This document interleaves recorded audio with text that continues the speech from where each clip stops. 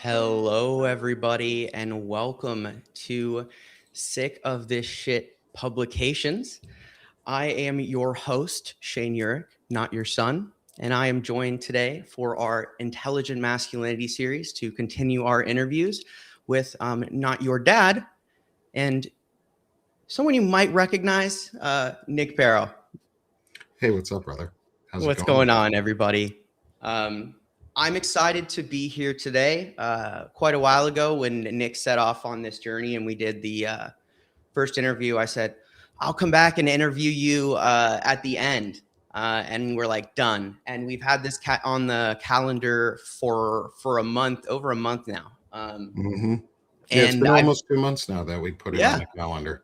like this is something like if you've been watching this regularly and I've watched a couple of the interviews. I'll be the first to say that I love Nick's work, but as many of you know, I'm a busy guy as well. But some of these interviews, Nick, have been fantastic. I was particularly impressed with the interview you did with Kazem Rashid.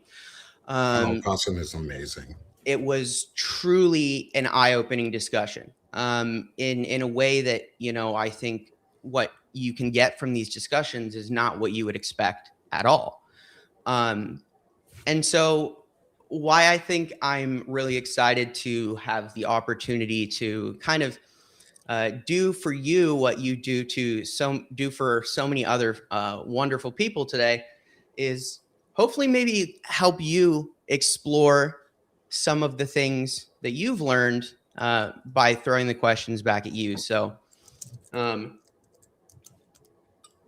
yeah, Courtney in the chat says the guy here looks vaguely familiar. You might recognize me. Evan Fields, so glad you're here with us today.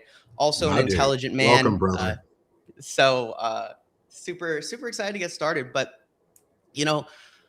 I think that before I go any farther, I just want to say that, I am lucky to know Nick. I'm lucky to have an opportunity to work with Nick as closely as I do. And mostly I'm lucky to have Nick looking out for me because he is a good person to have in your corner. So Thanks, thank man. you, I appreciate Nick, that. for everything you do for this whole community and for doing this. I mean, no one has come out and said it's important that we talk about intelligent masculinity, that we challenge the manosphere. It's a discussion that, you and me had a long time ago. And it wasn't like this. It was like an offhanded thought. And to see you create something so poignantly targeted towards something that people don't talk about, to make this a study, in a sense, to create a case study in intelligent masculinity.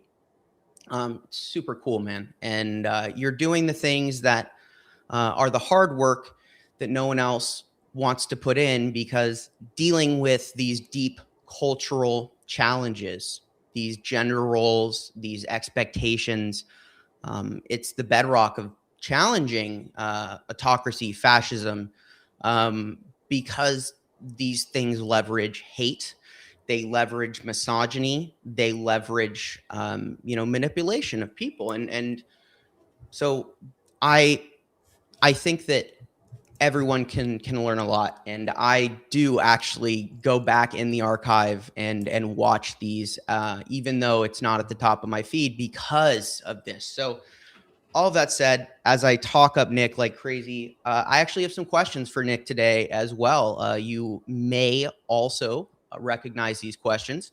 However,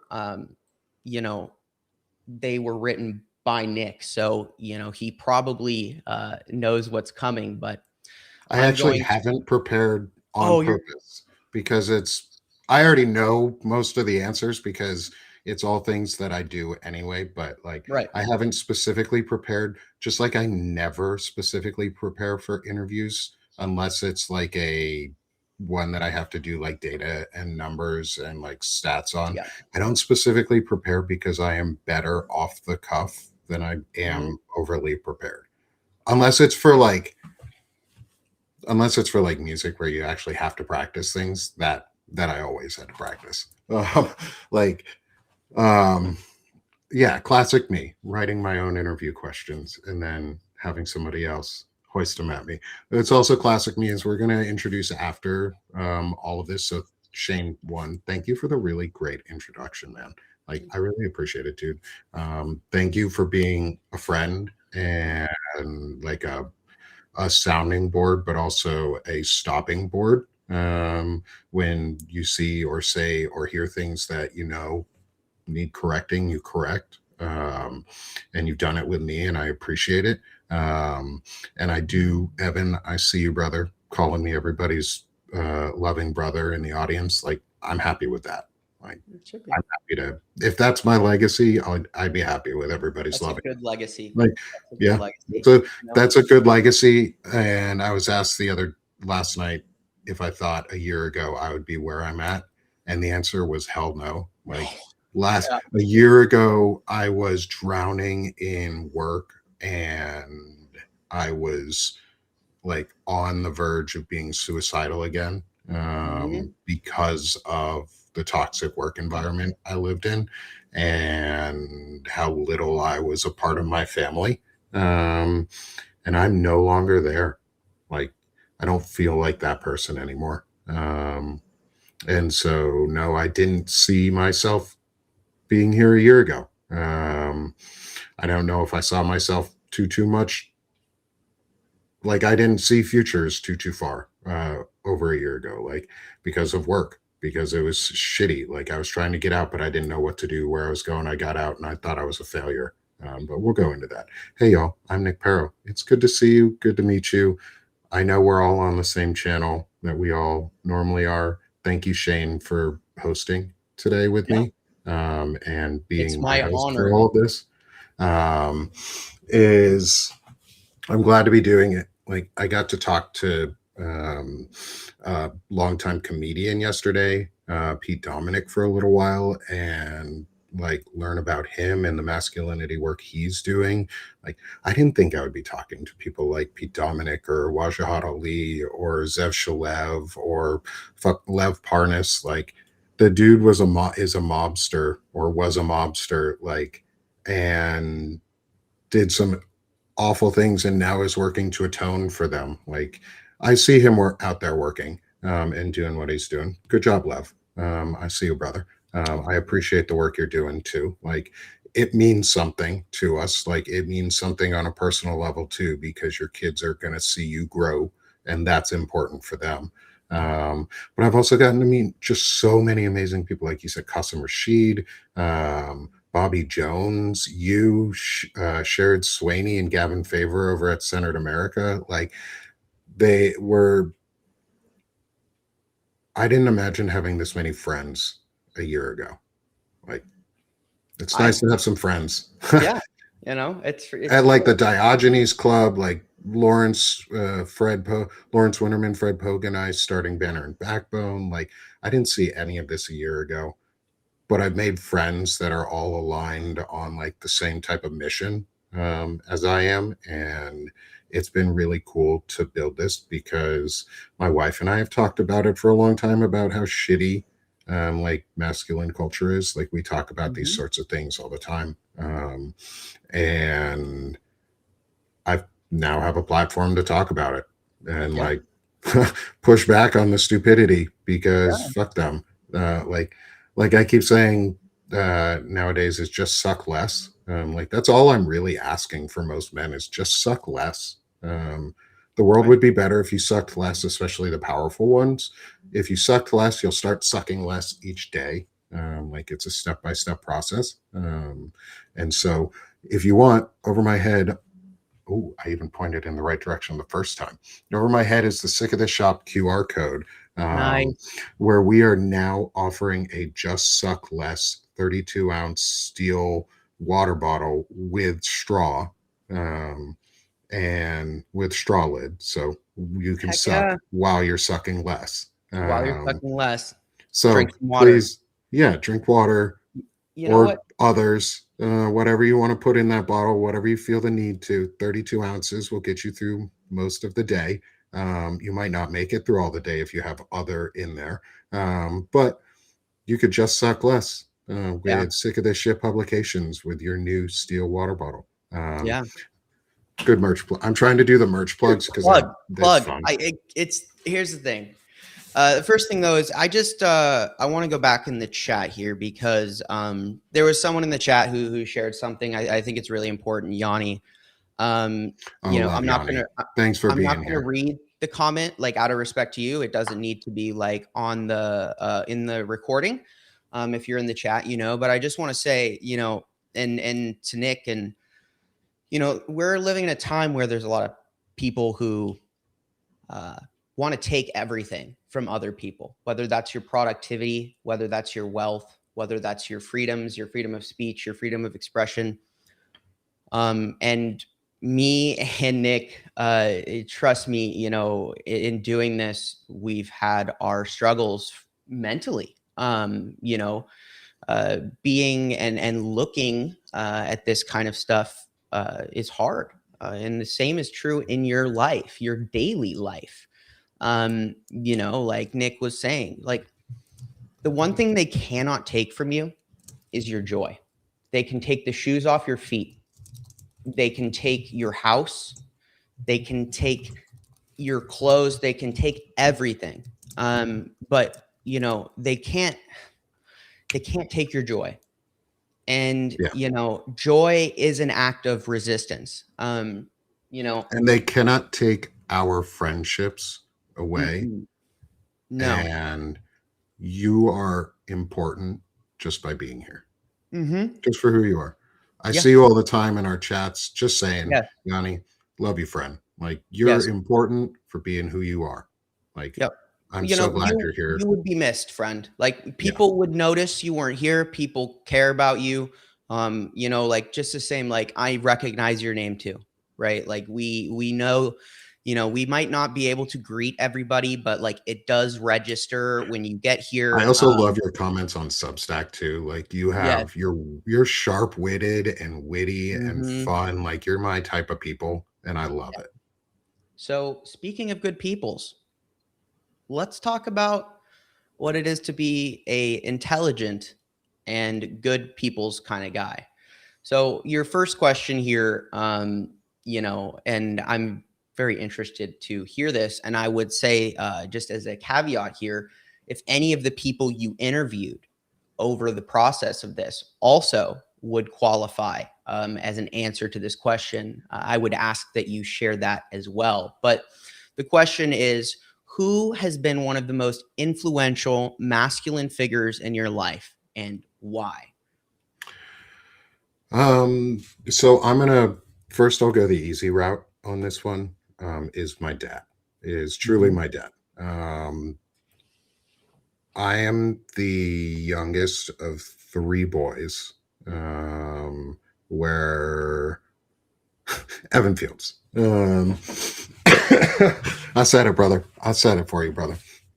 Um, Dude, you are an inspiration though. Like, you're the the growth, the Diogenes Club, the fact that we came together with you to do that, and you let us participate in your grieving and growth. Like, dude, you are on that list. Like, there's a reason I interviewed you, bro. Like, all of you, all of you are, because that's like, you are some of the most influential masculine figures in my life because of this series, like, because of what all of it is teaching me. But to get back to my dad, so like, I will, my my oldest brother is much older than I am. He's almost 15 years older than I am. So he's a different generation. Um, we have cousins that are much older, that are same generation as him. My other brother and I have our own set of generational cousins. So like, there's a age gap almost distinctively in the family. And and so I grew up with a different father than my brother did, because my father grew and evolved. He Right. I'll talk about the other person next because they are the two most important, like influential figures, like deep rooted wise. And I talk about my mom all the time.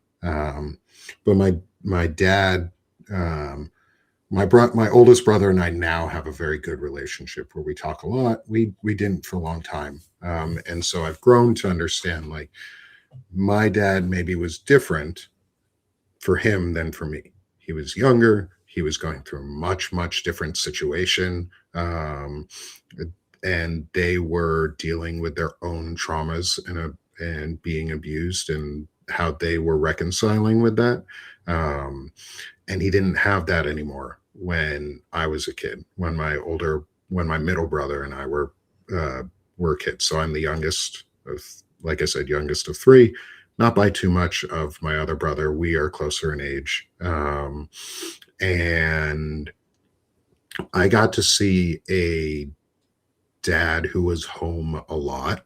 Um, and because my dad was active guard in where we were at, so we were a military family. Um, Pretty much every male in my family has served in the military or has tried to serve in the military, and if they couldn't, it was because of a medical reason. Um, and I'm close with my oldest brother. Not as close with my middle brother, Kimmy. No, they don't. Neither of them live in Arkansas. They're almost the same distance apart from each other, or from me. That's one of the reasons I live in Arkansas, is because it's basically a center point between my brothers, so that my when my parents are living near us, they it's forces my brothers to come here rather than me having to go anywhere because I don't want to fucking travel. I've done enough of that shit. Mm-hmm. And Yeah, so I'm not as close with my middle brother. We have a harder time communicating.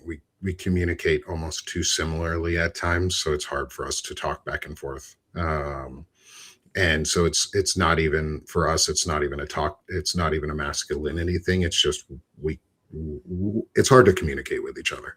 But my oldest brother and I communicate really well with each other. We didn't for a long time, and we're fairly polar opposite in many ways. So my oldest brother, also plays an important part in my life for like masculine figures. I would say the important masculine figures in my life are my dad and my like immediate family, male figures in my family. That's growing up wise.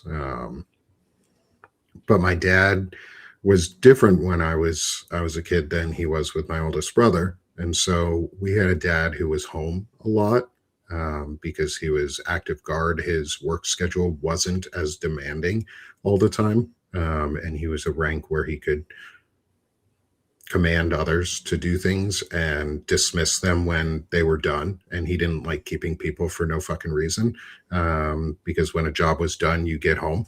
No, both my parents are still alive. Um, I try not I talk about my mom a lot. She comes into our chats. She's actually been a guest of mine on the Chronically Illing Out show, and I'm trying to convince her to get onto Substack more to write because she's a retired licensed school psychologist and knows a ton about child development and has a ton to offer back to the community. And in a time right now, I think my mom's voice there would be really powerful. But going back to my dad in all of this, is he was home. He was the one who cooked dinners. He kept the house in check and tidy. It was easy to see him. He brought us to and from things. Like we didn't have to worry about not having um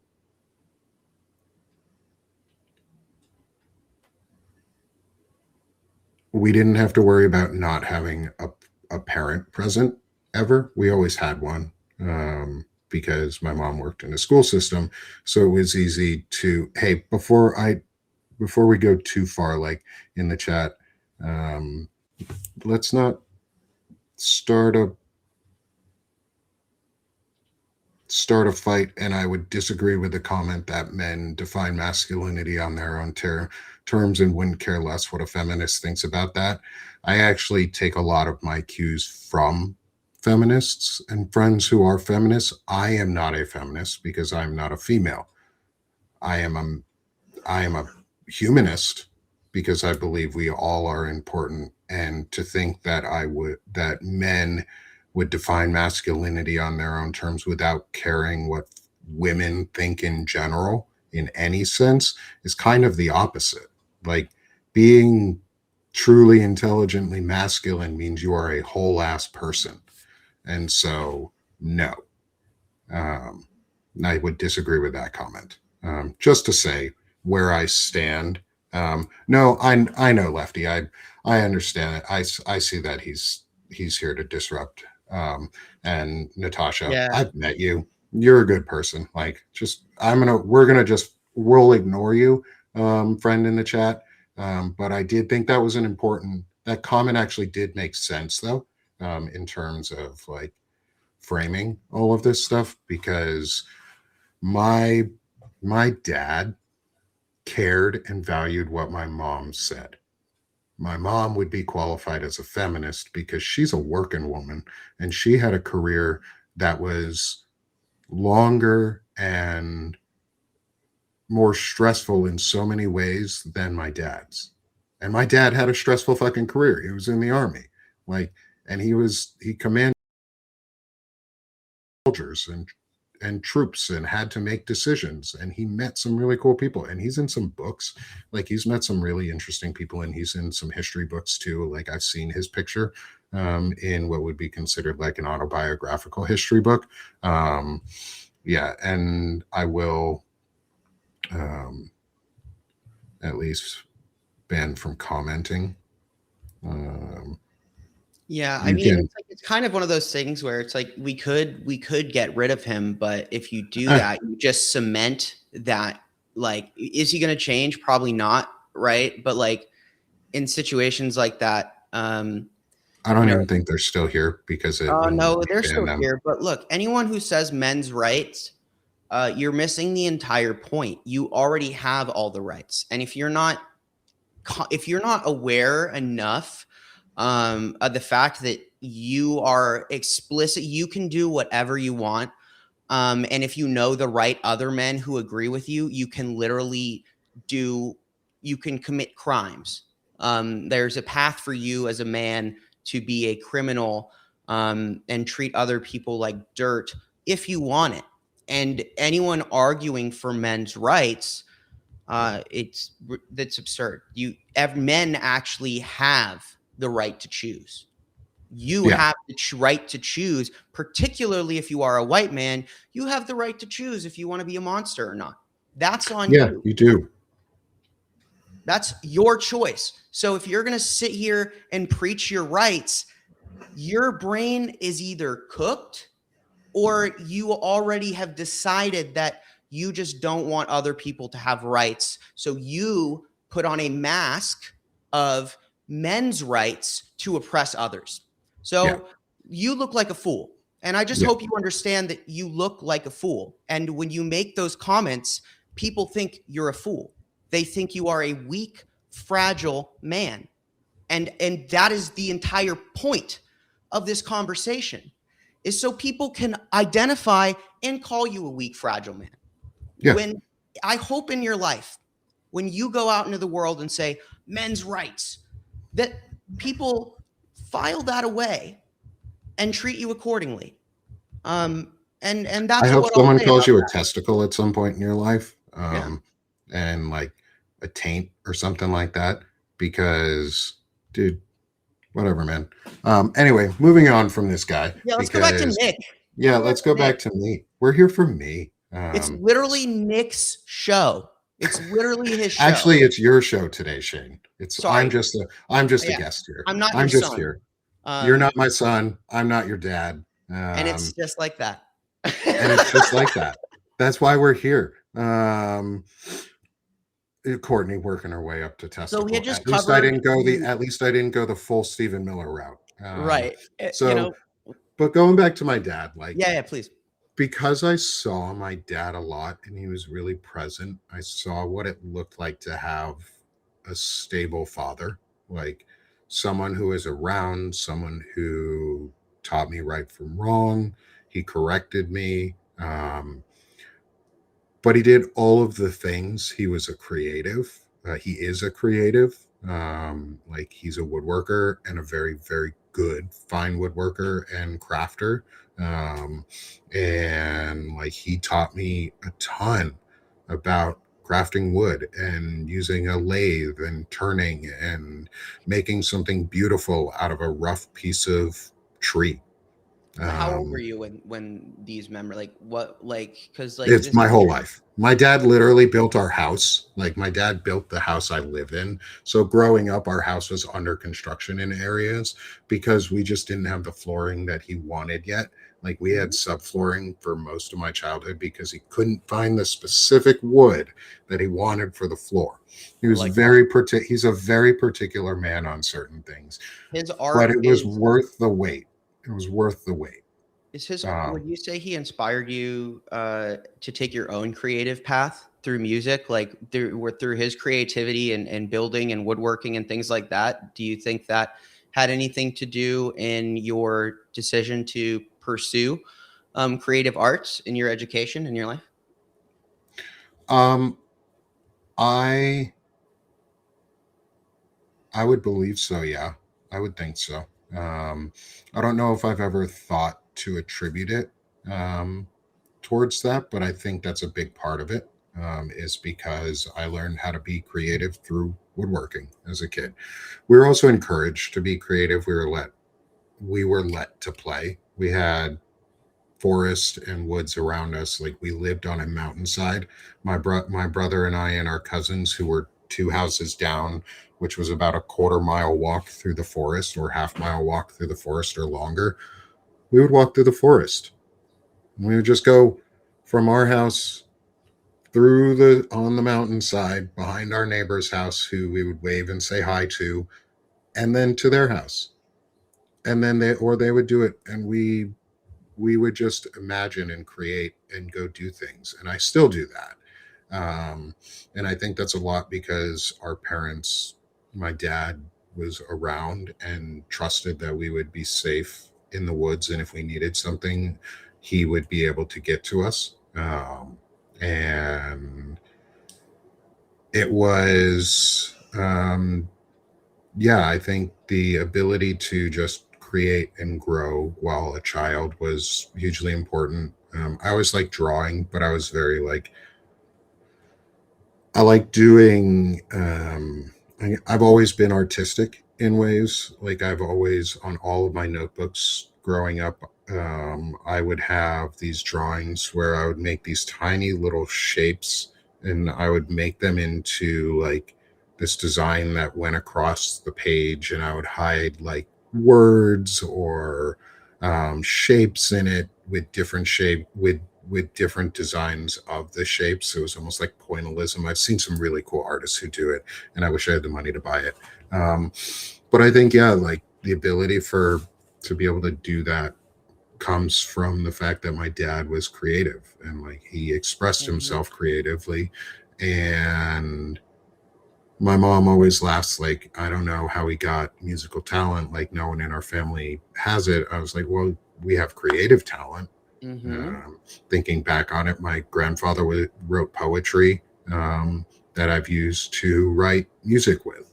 Um, and I think it's really, I think my family has a good spread. I feel very fortunate to have the family I do because I have a very stable family.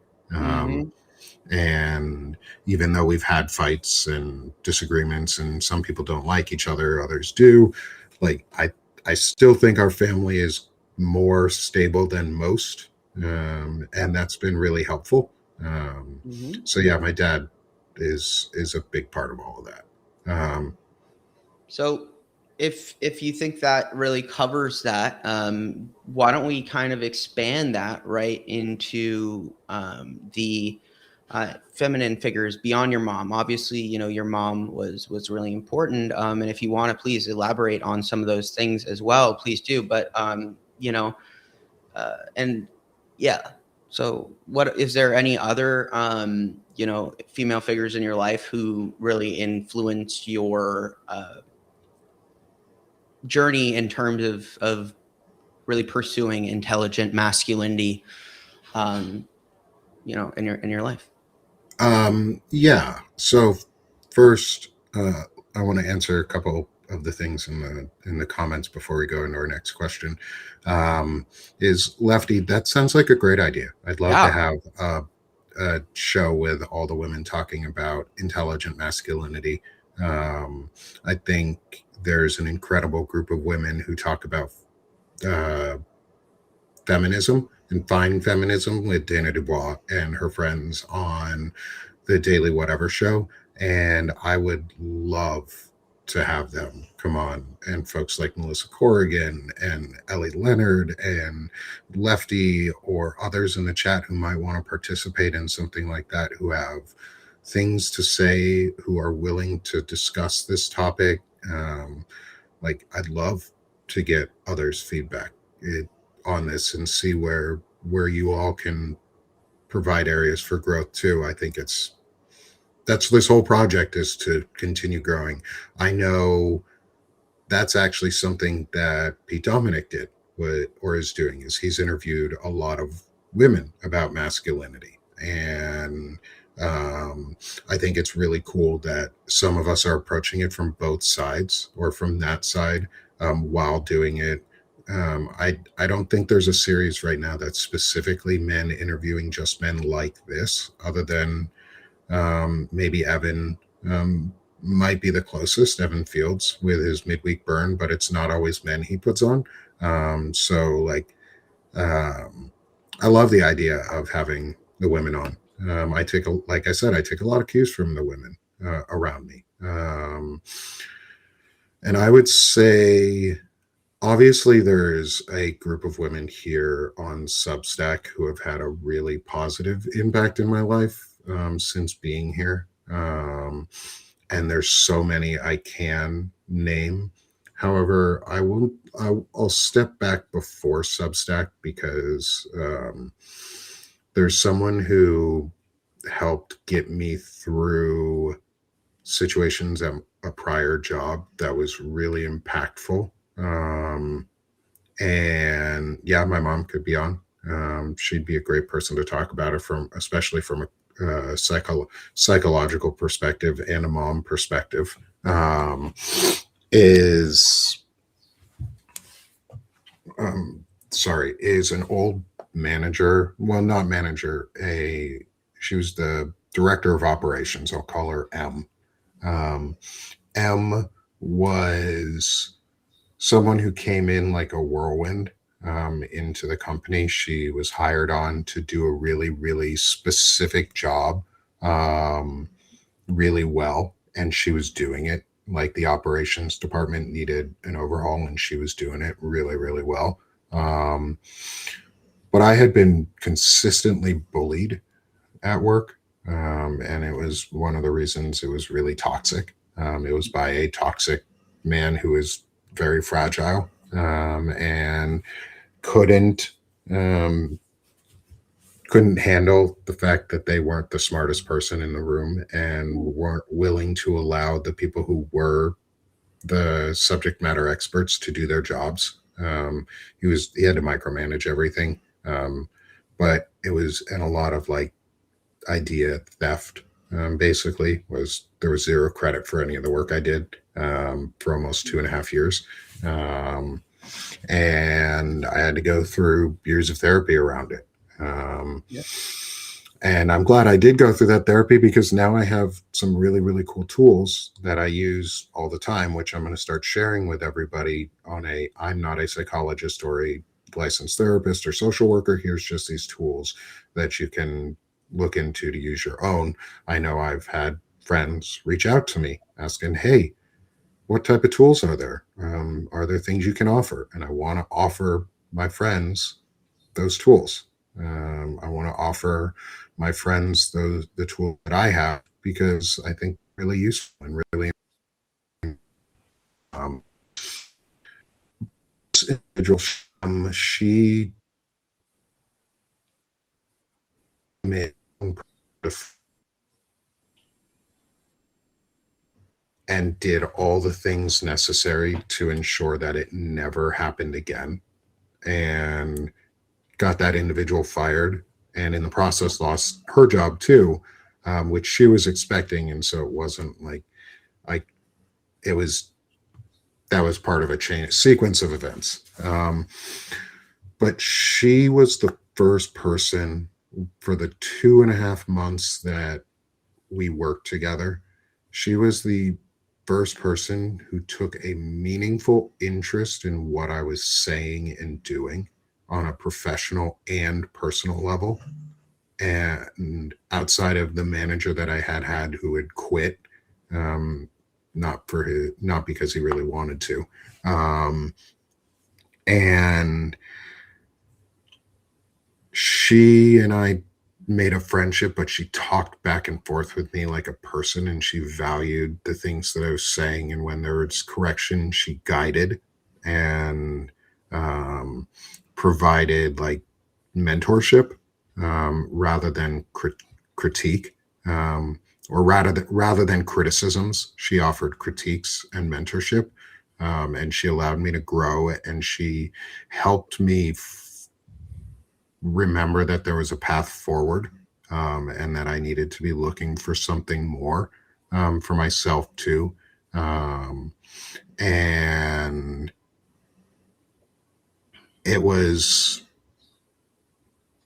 it turned my, it turned everything around, and it helped shape last year, um, because that's eventually a couple months afterwards when I lost my job too. Um, but I think part of that was because of the impact she had on me and how it helped me get to the point too where when I lost my job, instead of going down a rabbit hole, I wrote poetry. I came on Substack and wrote poetry. Um, and like I had thought about not like I had been writing on Substack by then, but very, very infrequently. And somebody became a paid subscriber, and I was like, oh, I should probably write. I should probably do something more. And then I lost my job, and I started writing poetry. And I don't do it as often right now because I don't have a ton of time, and I'm exhausted. And there's more important things we have to get through right now than adding poetry from me, because there's some other amazing poets out there who I could just read their poetry for now, until I have free time again to write, because I can be creative in other ways. And for me, she allowed me to see the creativity that I had in the work that I was doing, but also in like how I was getting to solutions. And she encouraged that creativity again. And it had been a long time since I had a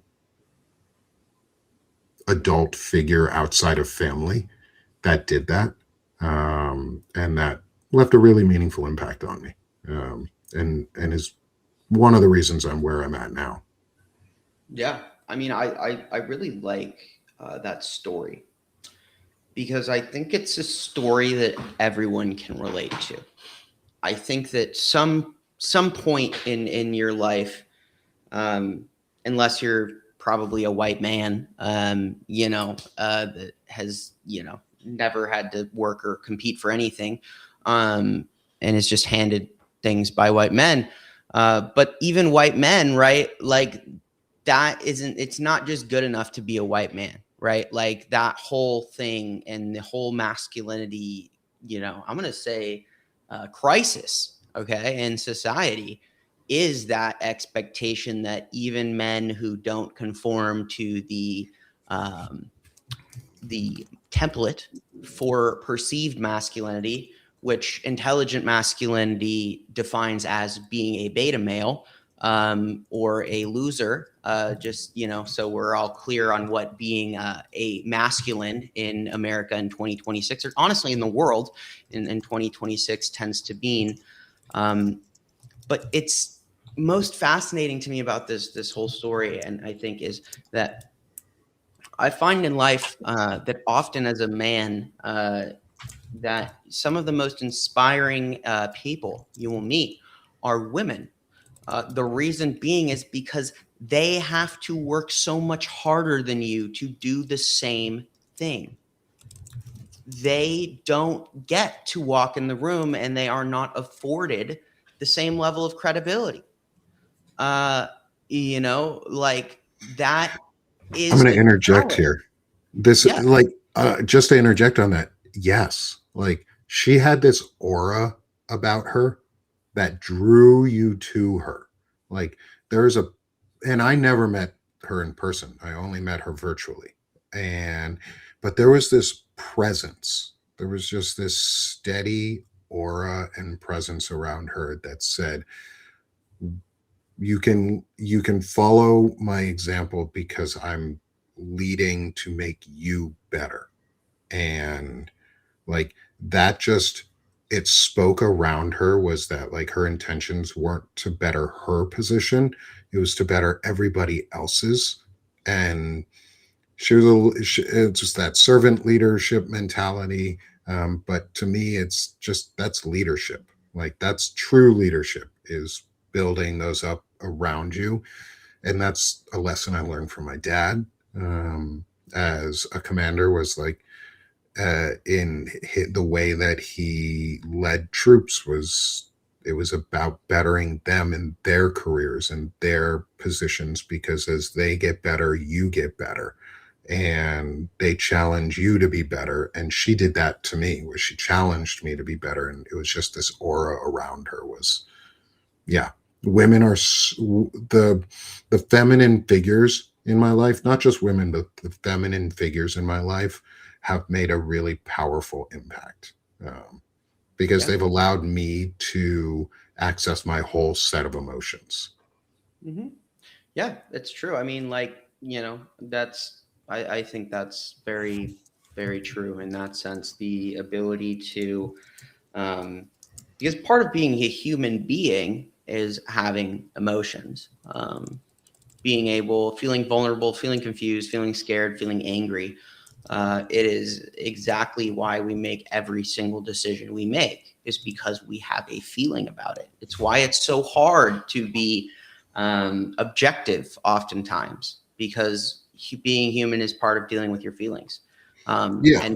And women can offer that to men, because the current template refuses to, like, actually, you'll find those people are attacked in a traditional setting, and so, it's Well, it's that. also why you see gay men being attacked, Mhm. um, and why we use like effeminate as an insult. Like, you being more feminine is an insult in some way.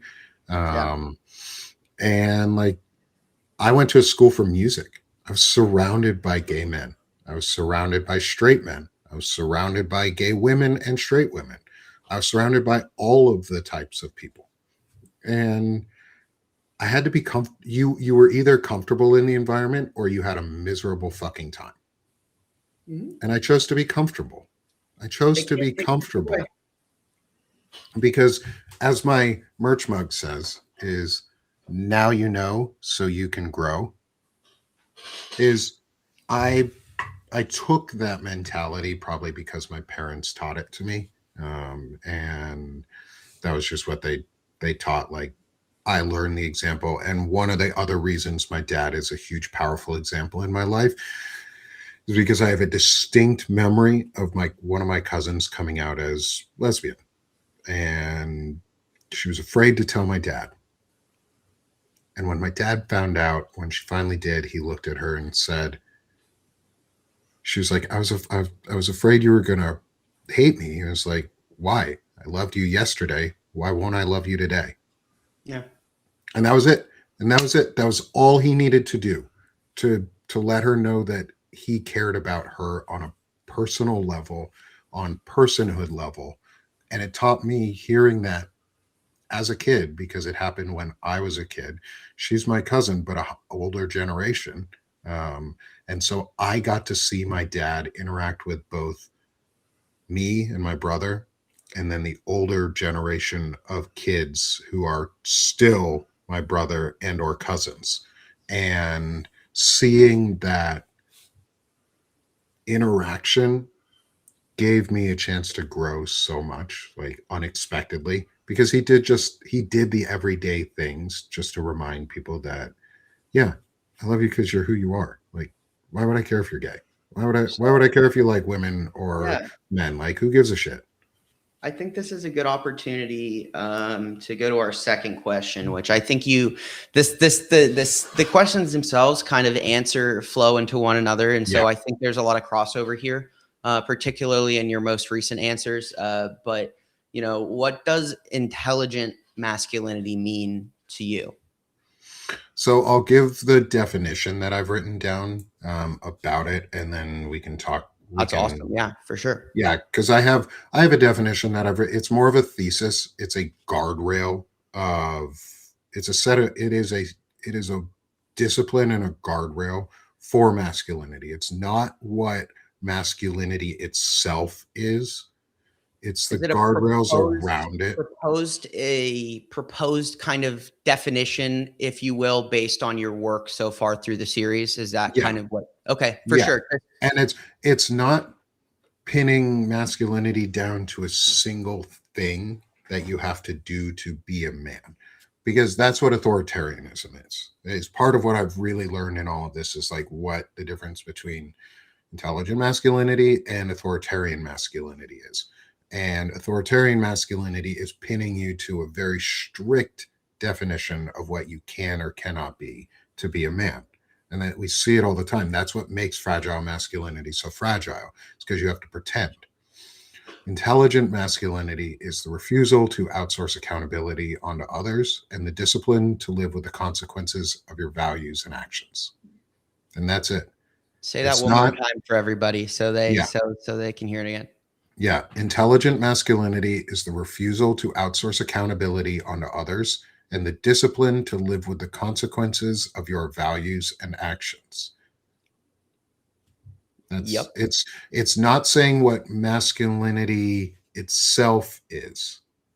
My definition, what I've found is it's just the guiding principle that names where masculinity has walls to protect itself from becoming something bad.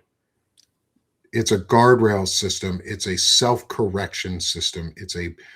Because to me, masculinity isn't an individual trait. It's a communal trait too. Like it's part of the community. And we hold each other accountable because we don't let others hold our accountability. So if we're willing to hold ourselves accountable, we are then able to hold others accountable. Because if Yep. you can't hold yourself accountable, you can't hold others accountable. Yeah.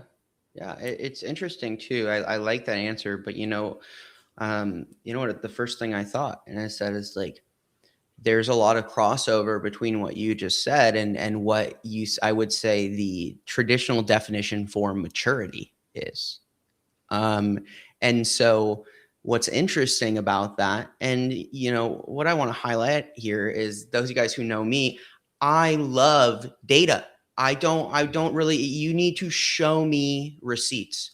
And sometimes I might come off like a little bit too extreme because of it, but what Nick is providing here is he's not just saying that, oh, intelligent masculinity is this because I feel it this way. He's spoken to all of these men and he's done a survey, but not just any kind of survey, a deep dive. He's gotten the information, and he's provided us with what he sees as the definition or the guardrails of intelligent masculinity. And so it seems to me, and correct me if I'm wrong, that those guardrails are maturity. And that, from another step, would say that traditional, or what did you say, autocratic, or what was it? Authoritarian masculinity. Authoritarian masculinity is fundamentally based in keeping men immature. Yeah. And that is pretty profound, Yeah. in a big way, I think. And so I just wanted to point that out because it's true. It's pretty Oh, true. I'd agree with that. Yeah, I think I would really agree with what you just said there, is that the authoritarian masked, I like masked masculinity, though it's hard to say because of the syllables next, the way that syllables interact Yeah. with each other there. But like, it's this mask you put on, and you have to, it's just so much pretend. um and that is the inability to self-evaluate and self-reflect on things is immaturity. So yes, like, this really does go with what it means to be mature. And I mean, this is really a better humaning saga in series. Like, Mm-hmm. obviously women, trans folks, anybody, anywhere in between. Like, I don't give a shit. Anyone can use this. It's a better humaning practice. Like, intelligent humaning is the refusal to outsource accountability onto others and the discipline to live with the consequences of your values and actions. It's the same thing. And that's what I wanted. This is a universal statement, but it's a reaction to this fragile masculinity, that, or authoritarian masculinity, that isn't being checked right now, because people who are that immature and childish tend to have never had someone say no to them in their life and have it mean something. And I think what I'm trying to do in a lot of this is be a way for people to build on the courage to say no and mean it and live their values. Like, Will Fullwood is a great example. I interviewed him on Tuesday for this series. He's a great example of the idea of, it's not, he literally saved a woman from being sexually assaulted the other day. But it wasn't, for him, it wasn't a huge deal because his values, if he had not lived his values and had not done something to stop it, he would have personally I'm felt sorry. Who was this? shitty. Will Fullwood, Wow. um, Okay. Yeah. Yeah. like, he has a set of values that, when he was telling the story about it, it was, yes, he was proud that he saved someone and it felt good to have saved and helped someone, but it wasn't specifically about that individual person. It was he needed to live up to his own values and live up to his own expectations of what he knew to be right, and the right thing to do is to call out inappropriate behavior when you see it in real time. Mm-hmm. And so he did. And I am like, and that is, to me, that's part of all of this. The masculinity is, he didn't outsource the accountability onto others. He didn't wait for somebody else to step up. He did, because it was his value that said, I need to step up. I just need to do this because I know it's the right thing to do. And he did. He didn't wait for permission from others. He didn't wait to, he didn't get asked to help. He just did it because the situation called for it, because the situation was appropriate that he step up and help. And he did. And he was the only one who did. And yeah, Will's a wonderful human being. And I think it's so, it hit me on that one because that's a powerful example of what it means to, like, refuse to outsource your accountability onto other people. Is his value wouldn't let him not act. And then she thanked him, and that was it. And that was the end of the day. That was the end of it for him, because he didn't need anything else. His Right. value had already been completed. He didn't need anything from her.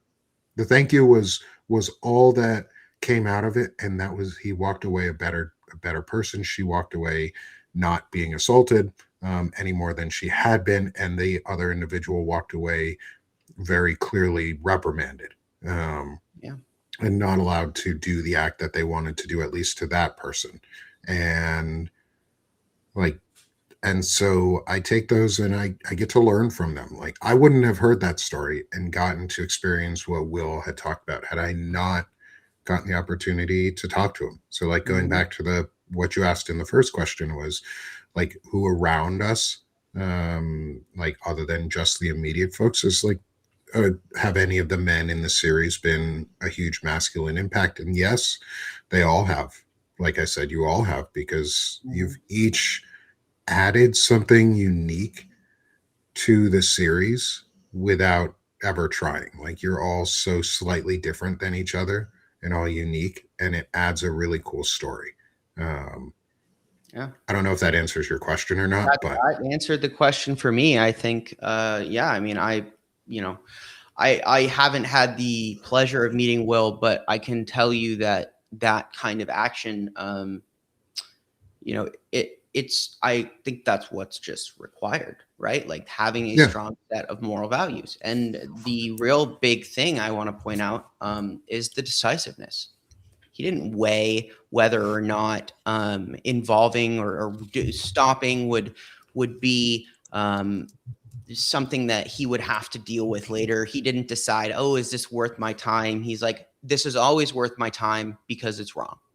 And that, is really like so important. And if you can learn anything from anybody, right? Anybody here can learn this in being intelligent masculinity, in which maybe we can also kind of draw some parallels through towards real maturity, not growing up yeah, and being old.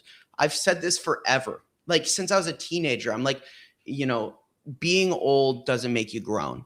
And basically what I meant by that is look at our president. I grew up experiencing all of these older people acting like kids, acting like fools, right? Like Hmm. particularly men, but women too. And so by 15, I was saying that because I was so unimpressed because I read the definition of maturity in a book and it said it's this.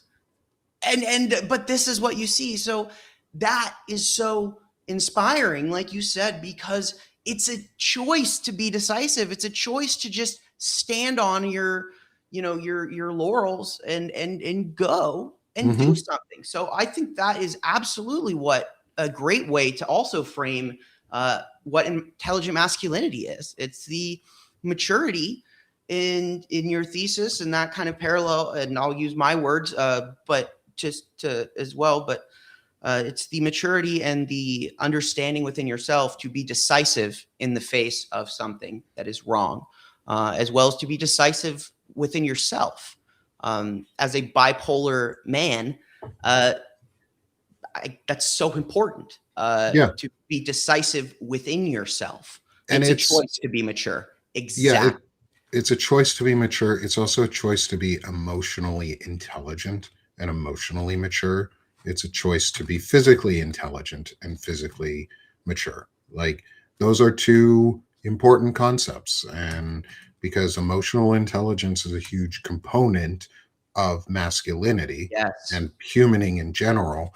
And like I've been able to write 5 articles so far about the series and from all of these interviews. And the last one I've written was called On Offense. And I'll drop the link to it in the Substack chat for anyone who wants to go read it and like and share and throw it up in the feeds. Is one of the things that I talk about in this is how do we promote it and how do we go on offense for intelligent masculinity, because intelligent masculinity cannot be passive or else it fails.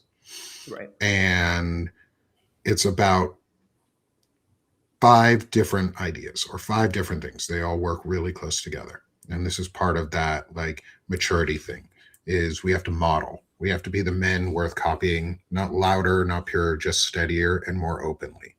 We need to interrupt. We need to call out dehumanization, misogyny, and domination when they appear, especially among other men. Silence is endorsement. We Yes. need to build. We need to create spaces, media, language, and community that offer men direction without grievance. Because it's not about shaming you and making you more grievance driven. It's about breaking the grievance. It's about breaking that cycle, because other people aren't at fault for your actions. It's a you problem, not a me problem. Stop making it us. It's a you problem, not an us problem. Stop making it an us problem. Start reminding men that it's okay to self-correct. Yeah. Then we need to recruit. We need to stop pretending men will figure it out on their own. We need to show them something better and then invite them into it. And then we need to hold the line, which is do not water this down to avoid discomfort, because discomfort is not harm and accountability is not abuse. Yeah. There's self-correction and growth. And that's it. That's all I'm asking. It's just suck less for some of the men out there. For others, I'd love for you to grow drastically and participate and be part of the community, because you have so much to offer. Like, I know people who are getting there. I know people who aren't getting there. I know people who are trying, who you wouldn't think are. It's because I'm holding the line and I'm recruiting them. It takes fucking time to break down indoctrination.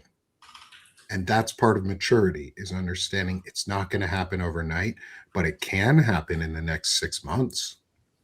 It can take 6 months or less to break down these barriers, but we have to put in a hugely concerted effort to hold this line. And it cannot, and when I say we, I do not mean women. I do not mean Black men for the most part, or Hispanic men for the most part, or Islamic men for the most part, or Middle Eastern men for the most part, because a lot of them are in these positions, or Latin American men, or any, because a lot of these men that aren't white have already started accepting this path forward, or have already been doing the hard work. It's us who are the problem right now, and we need to hold the line with each other.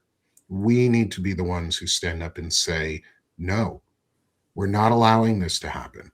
We're not letting our name become yours, because I don't want masculinity to be associated with hatred. Like, I don't want my son to grow up and think that being a good man means you have to be hateful. I don't want my daughter to grow up thinking that she is lesser than anybody, because she fucking ain't. Nope. And so I'm going to hold that line, and I'm going to make sure the kids around me, either my kids or their friends, know that same thing. When they're over, rules are rules, and we don't use certain phrases or words in our house, and I make sure they're corrected every time. I make sure when I talk to my nieces, or my nieces, the quote nieces, the friends who are their kids have become like family, or my nephews, is I remind them of what masculinity should look like. I remind them of the good things that they do. We celebrate the little things. Part of that is holding the line, is celebrating joy.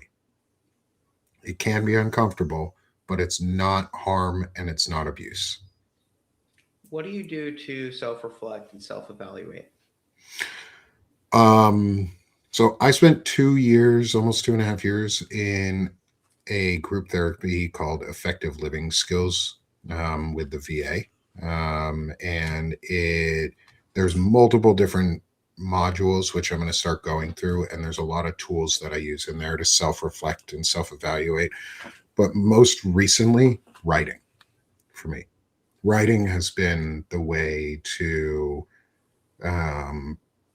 like grow, but also reflect on what I've done, and where I've been. And I'm like,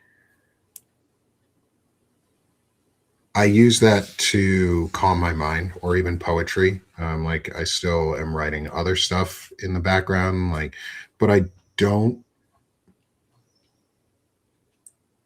have like, I don't have a step that's specific, like one of the specific tools in the mindfulness, like emotion, effective living skills document, or books. I literally have 4 books I'm going to go through for everybody. These 4. Nice. 4 books. Everybody's going to get a chance to learn effective living skills not from a therapist, but from just a dude who's gone through them and who wants to share the practices inside. Like, I use those practices, I use those skills all the time to I think it's self-reflect. important that you have people like you translate these things. And the reason, when someone who's really, really knowledgeable about something presents that to somebody else, that person doesn't have the same level of knowledge, it can make them uncomfortable. It can be overwhelming. So it's really important that people act as a bridge to certain topics for others. Like, they might not be willing to go to therapy, but they are willing to watch a show or read an article from Nick. And after reading that article, or after watching this series on intelligent masculinity, maybe a man says, maybe I do need to go to therapy because I don't like those things about myself. But it's not because he went out and found that. It's because Nick has created a bridge for a person who doesn't want to be that way, to get there themselves without that roadblock. And I Yeah, think, or if you can't afford therapy right now, I'd prefer people to have the tools available to them, even if they can't afford them themselves. Like, these are things you that's very true right practice now. on your own anyway. Like, the ideas. Okay, so I think the biggest self-reflection tool I use is an immediate one. It's where I evaluate, and I have separated my mind of who um, brain Nick is, or like I have a couple like inside names for my like thought patterns. Like, I have a stupid Nick, I have an excited one, but it's just like general stuff flows into this river of thoughts that sometimes stupid Nick has a thought. But I've been able to separate my mind from me, because it's not all of who I am. It's just a part of it. My brain is just a part of who I am as a person. It's where the ideas generate from, but it's not always where the ideas are enacted from. Like, Right. the body does its own thing. And it's okay to let my biggest self-reflection piece is, it's okay to not blame myself for having shitty ideas sometimes, or not blaming myself for having ideas, because we all have thousands of ideas every day that we just sort of let go of. Some of them filter to the surface that are what we would call impulsive thoughts. Like, I'm going to walk out in front of traffic just so that I get hit by a car so that I can go to the hospital and maybe they'll fix all of the shit is wrong with me. That's an impulsive ass thought. I'm not going to go walk in front of traffic because I could probably die. It would be really shitty. Like, that would be bad. Like, I would not do that. Right. But it's an impulsive thought. I don't blame myself for having that thought. And in the moment you can do that, you can do that in like split seconds. It doesn't take very long once you've practiced it for months and years. Like, if I can offer people a free way to have those tools where they could come and join Chronically Illing Out, which is basically a group therapy session where none of us are therapists and we just talk to each other, and we Mhm. talk about the things that we've gone through, or you take part in like other shows that I do, because all my stuff is about mindfulness and better humaning. Like, and I want to, like, that's the line that I have drawn in the sand, is we are bad at humaning right now. um, Specifically men, we're bad at humaning, so we need to be better at it. And a challenge that I've had to challenge myself in a lot of ways, So, and that self-reflection is hugely important right there. so kind of to roll with that, I am just going to roll back to this question because I feel like you're kind of already answering it. Is, how do you Mhm. model intelligent masculinity in your own life? You know what? I do Actually, it. I I have just a do it. question that's similar to this, but will get Yeah. us more. So, Yeah. Go for um, it. how do you balance being a father, a husband, and a patriot creator at the same time? And how does intelligent masculinity factor into that? Um, I think the thing, and I let myself step away when I need to now. I let myself go do the things I need to for my kids over podcasts or over shows. And I know that's selfish at times. And I know that's, no, it can be. We're right now, we're in fascism. Like people are, people are dying, people are being othered in really extreme ways. And it Yeah. can feel selfish to do it, but it's also really important to be able to unplug if you can, like, so that you're recharged and ready to come back. So I think the way that I I balance it by one, this has allowed me to speak on these issues where I do not have to word vomit at my wife anymore. We don't have, she doesn't have to listen to all of this. She gets to be, she gets to see me after I've done the shows or Yeah. before, where she gets to help, like, offer ideas to talk about. Like she helped drive a lot of my content yesterday, Tuesday, when I was talking about Flava Flav, who offered the women's hockey team, and all of the companies that helped paid for the women's hockey team to actually go have a celebration party that wasn't involved with the dickhead in the White House, and the belittlement that happened there. She helped drive some of the discussion on that because we talked about it. But it's helped me balance what I can and should be talking about with my family and what I can and should be talking about with everybody else. And I think just that act alone has made me a better father, husband, and able to contribute as a giving my service back. Yeah. I think that's That was a something that great I question, struggle with, dude. That was right? a great Like, question.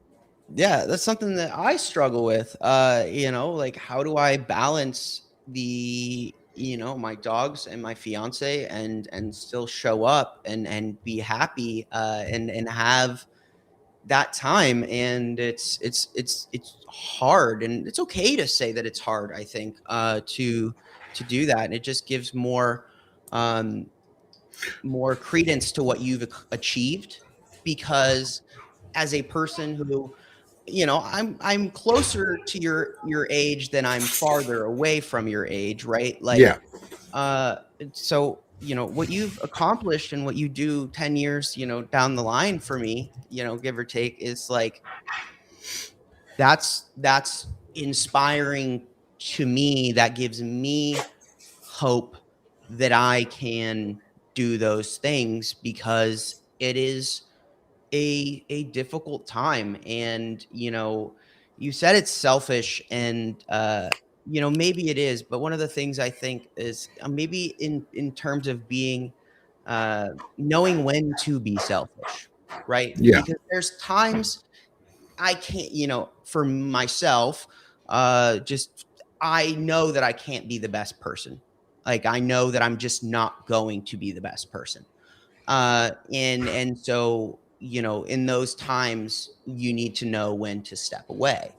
And so I think that's really great. And I'm think it's time for the fun questions. Oh, heck yeah. Unless there's anything else kind of you wanted to add. No, I think, like, just first is like, I say selfish, but I don't mean in a belittling way. Like, selfish, it's okay. Like you said, it's okay to be selfish sometimes, as long as it's not ego driven selfishness. Like, Yeah, that's a my distinction. time is important to me Right. because I only get to live it once. Like, I have to live every day. I will die once, but I will live every day. Like, I will live every day that I can. I will try and do something. I like to try and learn and grow and do something new every day. I try and be adaptable and willing to adjust when things don't go the way that I thought or wanted to. And I move on and I move forward because I'm willing to grow from it. And yeah, self choosing. It's self choosing is really important because I had to relearn, and part of the therapy that I took, um, all of this therapy, one of the things you learn from all of it is self respect. is you learn how to respect yourself again. And respecting yourself is learning to respect your time and value your own time and put a limit on where your emotional energy goes, because empathy and other things are finite from you. You have to refill your own emotional tank. Um, and sometimes doing that is stepping away from things or saying no or learning to say no or severing a friendship or a relationship with someone or challenging an idea and not, but you have to be willing to step back. Mhm. And you have, part of that challenge is to say, I matter enough to take care of myself so that I can then, if I want to help take care of others or be a part of participating in the process to correct systems of harm, I have to be able to be there as a whole person. And so, yeah, that the self reflection is huge. Like that ability, that selfishness is okay as long as it's not an ego driven selfishness, because really that's where the fragile masked authoritarian masculinity lives, is in the ego, because everything is personal. And I've learned that most things aren't, they're just wrongly placed. And so sometimes I just have to let it go. Or other times, if I think it's personal, it probably wasn't. And it just was an accident. Yeah. Yeah.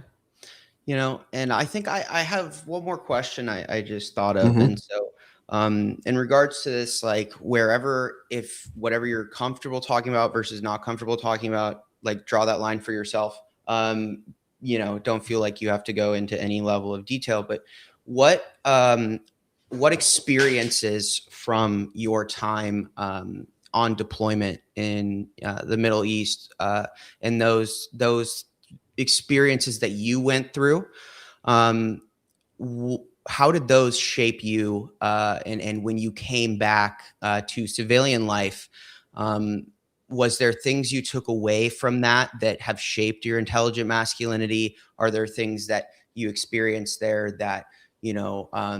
Does that kind of make sense? How did Yes. that shape you and your journey, coming back, and how has that challenged you in your journey to pursue intelligent masculinity in your life? Yeah. Yeah. That's a great question. And I'll be as short or long winded as I always am, You do because I whatever am you who I want. am.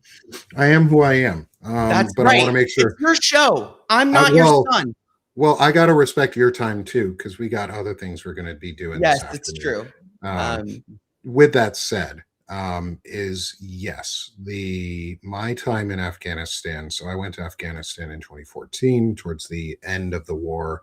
There, I was on a I was in a base called Fob Shank. Locally, we called it Rocket City because we got mortared every fucking day, multiple times a day. Um, and by the end of the, not even by the end, but by like a couple weeks in, it was basically middle of the night if a mortar went off or if the alarm went off for an incoming rocket. It was, uh, I'd yeah. rather die in my bed than fucking half naked in a concrete bunker with other people. Like, Mhm. and so people didn't get up, and we just got accustomed to shit. And I brought a lot of the anger home, Mm. and I was mad and I was angry, but it wasn't at the people of Afghanistan in any way. It wasn't at the people that I was there supposedly fighting against, because many of the people that I met were incredibly kind, were loving and amazing people. And I learned so much and I got to experience some beautiful culture. I got to eat some incredible foods too. Like the rice in Afghanistan, the way they cook it, and you eat it with the fresh naan, or foot bread, as we call it, Yeah. because that's actually what they would do, is they would stomp it flat with their Yeah. foot and then throw it on the side of a Humvee, and it would cook because the metal was hot enough that it could cook. You just put it on the side of a Humvee in a 110-degree desert, you're going to cook shit. Um, and we would eat this, like these amazing dishes like curries and beautiful. It wasn't things I was expecting, but I came home mad. because the people that I worked with sucked. Like, were assholes. I was literally fucking bullied there too. I had this. There's this theme that went through my life where there have been adults who have bullied me since I was a child onward. Like, it's the reason I don't play soccer, or it was one of the reasons I never went and pursued soccer for college, was because a close friend's dad bullied me out of it, basically, and was a shithead. Soccer is like that. I have a similar experience with soccer. Like, there's just something with soccer culture that's seriously wrong. Mhm. And to It's avoid really going, toxic. it's really toxic. The club structure, the way if you want to go up, like, you have to basically pay. If your parents have to pay you into a club to get the scouts, but yeah, that Mhm. just it's true. That's another just a point. Like, if you have your kid in soccer, there's a lot of moms here. If your kid plays soccer, um, have open and honest conversations with them about what's going on the team. Bullying in soccer is different. They just don't pass you the ball, or they put you in certain situations in practice. They push you. It's hard to see, especially in sports. So have those conversations with your kids. Sorry to It's interrupt. I just No, it's a great interjection, and it becomes very obvious as you get older if you're on a travel. Because I played on a travel team, I was on the Olympic development team for Vermont. Like, I went to the camps in New Jersey for the regional camps and played against what all the other position? kids. Goalkeeper. You. I was gonna say this dude was a goalie.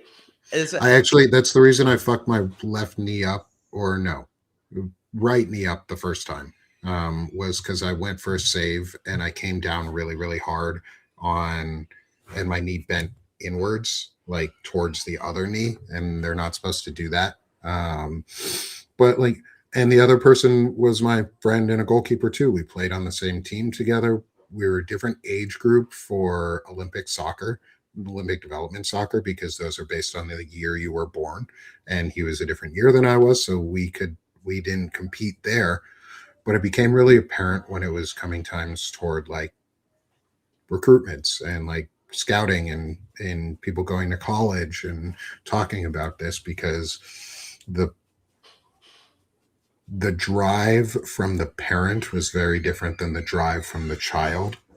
But it hurt me because this parent was so aggressive to try and get their son to be the one who had the position, and their son didn't even want it half the time. Like, that way, they would have rather been my friend, and I would have rather been their friend than this.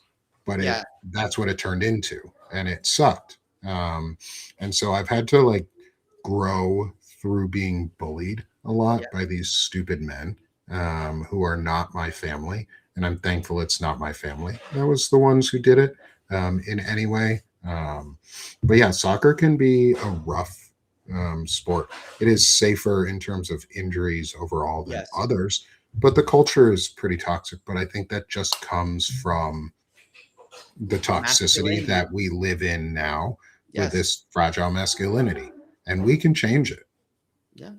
Treat them, and this is the whole thing, right? Like, treat them like they should. If there's a dad who's screaming at the kids on the field who's not the coach, and you're a man, an intelligent man, you walk up to him and say, "Quit acting like a kid.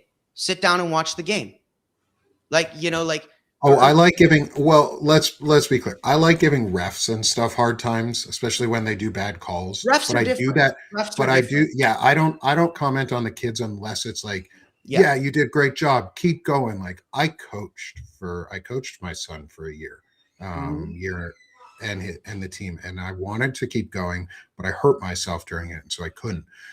But my philosophy going at it was like, practice makes progress, and we celebrate the little things with each other, Yeah. and we celebrate the wins where we get them. Even if we don't always win the game, we can still celebrate where we improved, and then find places to grow. I think refs are the worst. Refs Yeah. were just, I I was a never ref I for a never got to while. the point of being like abusive towards a ref, because I trained and learned how to be a ref too, because pretty much every soccer kid learns how to do that Yeah. at some point, because you can make money doing it. But Hmm. like, when it's so clearly obvious intentionally bad calls, like, You just can't. Like that's still part of it. Is like the whole point of a, especially if it's a rec league, and this is where I get mad at refs at, is rec leagues are for everyone to grow at.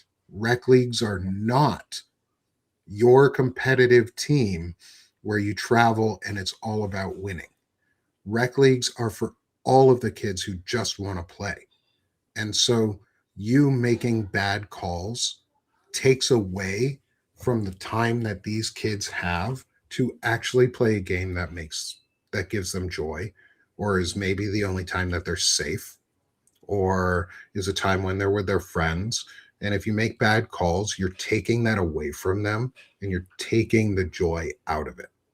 Yeah. And so I don't like when refs do that because they hurt the kids in the process. Yeah.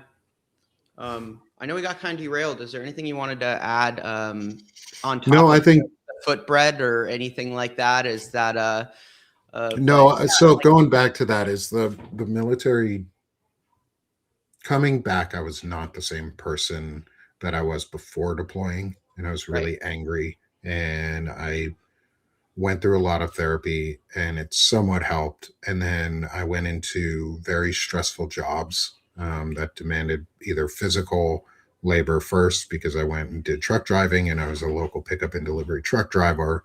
And you can, if you want to watch something fun, I can parallel park a semi truck with a 40-foot or like a 52-foot trailer.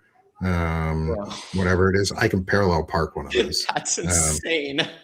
on a blind side too. Like I can blindside parallel park one of those. I've done it before. I've had to do it a couple times. It's Hey, pretty bro, can I fun. borrow your semi truck? I need to show someone some real quick. Like, Yeah, I need to parallel park this real go quick. find a trucker. Be like, hey, I gotta record this for my friend. Can I borrow? I promise, dude, not a I scratch. promise I'm not going to hurt your truck. They'll be like, nah, fuck you, man. Those things are Get like out. racehorses to those guys because they They're own their so truck. expensive. They're It's so so expensive. expensive. Yeah, Yeah. I looked into it. Owning your own truck is really expensive. It can be really worth it unless you're with like a bad trucking company. Anyway, um, I, when I got back, it broke me in a lot of ways, like physically, mentally. It's where I'm at now. It's why I'm a disabled veteran. It's how I became a disabled veteran. Like I am a disabled veteran. I am a person with a lot of disabilities who comes out and talks about them. And like, Mhm. it hurts to stand here. Um, it hurts to stand here and have these discussions. My back is on fucking fire, but I'd rather be doing this than nothing right now. So, like, it broke me for a while, and it's taken years to really put myself back together and find out who I am again.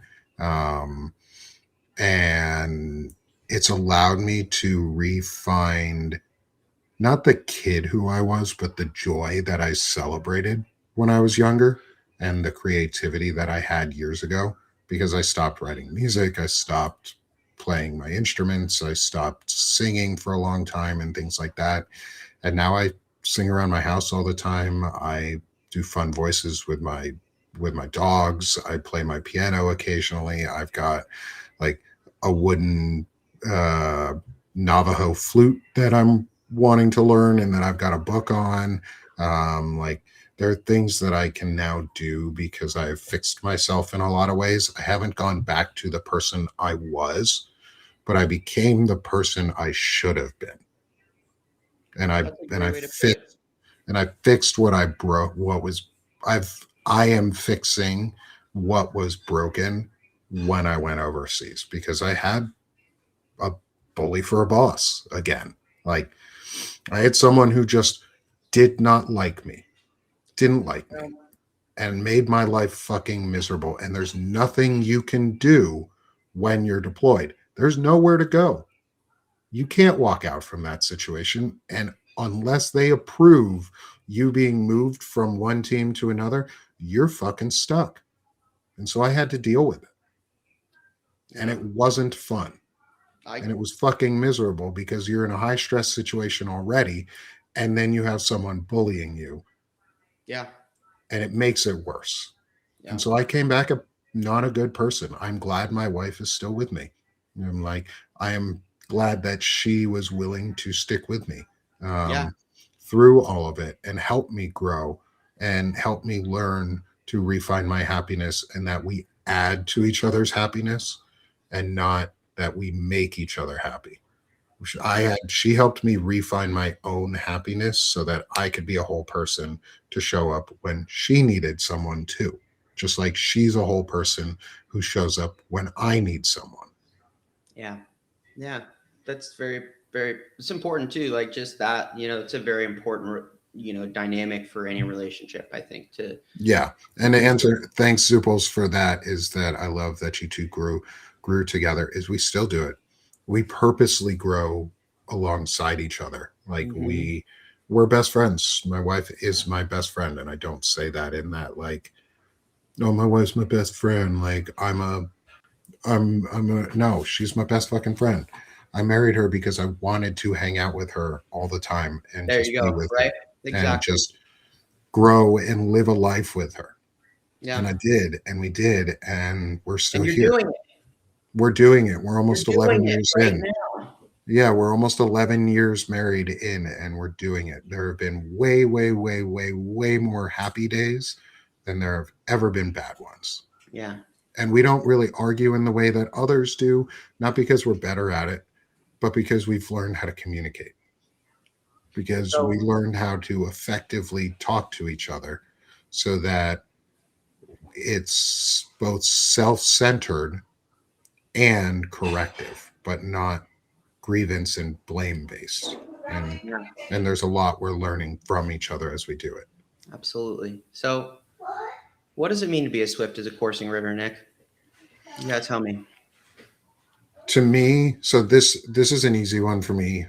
So before we get into this, Yeah, yeah, yeah. why I chose all these questions. I chose these questions because I grew up with this next set is a Mulan. Yes, these are We all all right. know it's the Mulan questions from I'll Make a Man Out of You. I must be swift as a coursing river, with all the force of a great typhoon, with the strength of a raging fire, and mysterious as the dark side of the moon. I chose that chorus line because when I was a choir kid growing up, I was dared into it in high school by a friend, by a male friend who was also a good singer, who dared me into it. And I got in, and then I won a solo award that year for uh, at a music festival that we went to in for our high school. Like I've gotten to sing at Carnegie Hall in New York. I've gotten to um, do so many cool things because of the music and the creativity side that I would have never done otherwise. Yeah. Um, and one of the songs we sang all the time was I'll Make a Man Out of You, because it's the clarion call. It's the Let's Go Girls for Men. Um, and it was a pump up song. But I've also realized over the course of time that it impacts more than just like physical pump up. It's an emotional and mental pump up too. So to me, what does it mean to be as swift as a coursing river? Is it's about the mind for me. It's letting those thoughts, it's allowing myself to separate wise mind, my mind, from who I am as a whole being, and let those thoughts that don't matter rush by. And that allows me to then be swift of action or swift of thought or swift of character, because I've already self evaluated um, the thoughts, and I have done it without grievance and without putting myself down for it. And I can do it quickly. So to me, that's what it means to be as swift as a coursing river, is to be mentally swift and allowing yourself to process those emotions and those thoughts, and then acting upon the ones you know to be right. Yeah, I like that. Like, right? I think being decisive with how you process your feelings and your thoughts and not getting bogged down is a really great way to really put that. And not holding on to shit, right? Like that's huge. Uh, how do you embody the force of a great typhoon? I come out of nowhere, man. That was Yeah, nice. you do. Yeah, You you got a do. nice little voice there, dude. I wasn't expecting more on the tenor side from you. I would have seen you as like a baritone. Um, I got Maybe a quite the low tenor. range, but when I was a kid, I was singing all the way around the house, and I don't think my parents meant anything bad by it, but they're like, "Oh, why are you always singing?" So I stopped. Like, say I didn't ever feel comfortable singing publicly, but I got some pipes. I But don't I'm feel that's my problem too, is I never feel comfortable singing publicly. Yeah, Um, but even though my parents didn't put me down, and I'm because I at one point these people have, and that shitty thing. Everybody can pitch or off pitch, as long as you're having fun. yeah, absolutely. And how do I? So So you did you ask the second question? How do I I enforce? haven't. How do I I asked the embody? second Oh question. I was trying to do a little bit of a mix there, but yeah. How no, do I you like it. embody the force of a great typhoon? Um, well, I think I came in and just sort of came out of nowhere. So maybe I'll take my Substack experience as a great typhoon. Is I Absolutely. just sort of came in out of nowhere. I didn't have social media presence before any of this. Um, I didn't put myself out there in this way. And then I just came in swinging. I just came in hot. I blew in out of nowhere, and a typhoon lasts for a long time. They can be seasonal, but they are also very powerful. But like they they last for a long time. They stay. They make rivers start coursing and flowing faster. They enact faster thoughts. They help push things, sometimes in a bad way because they do flood, but they change landscapes and they can change things. So I came in hoping to heal myself, and now I'm hoping to be able to pass that on, and continue passing it on. So I think that's Yeah. what I mean as a great typhoon. Yeah. And how are you as strong as a raging fire? I feel like those two have a little bit of overlap, but They what? They do a little bit of overlap. I think the raging fire one for me is I am forceful and authoritative in what I Mhm. talk about. And I choose to do that because it's who I am. And a raging fire to me is a contained fire. It's a strong fire that isn't out of control. It's not wild. Whereas a typhoon can be wild. Like the force of a great typhoon can be really wild, can be really, really destructive at times. The strength of a raging fire is the fact that it's contained chaos or contained heat. And raging fires tend to be where they're the most, where you get the blue flames, where you get the powerful flame that is the hottest and burns the brightest in the middle. And to me, like, I want to just I come in and I keep my emotions hot in the background sometimes. Like I have that fire going just constantly. Like it's contained within me, but it's a tamed fire. It's raging inside, but it's in a way that hopefully is approachable at times, but also forceful when it needs to be. Like I don't back down on my opinions unless they're wrong. Unless they're And wrong. then if they become wrong, then yeah, I'm going to correct myself. Okay. Um, but I'm not going to back down on my opinions on things that I know to be right. And I'm not going to take gaslighting or Mhm. abusive comments. And I'm not going to let others in my community be hurt when things unfortunate happen. Like I'm going to take that fire that I have inside and use it to protect those that I care about. And that's a lot of people, but because I think everyone has value. Um, but those who are actively touching my life, I'm also going to um, protect. Like I know you. You are part of me, and gaslighting is the wrong way to attack a raging fire, like Jandra just said, because you're literally putting fuel into that fire. Yeah, no, it's like, I think we're at a point where, integrity is a novelty. And I think people are starting to realize that integrity is a choice. It's been a choice for a long time, and that a lot of people just are not choosing integrity, right? Like, it's not profitable, right? Yeah. That's capitalism. Integrity is not profitable.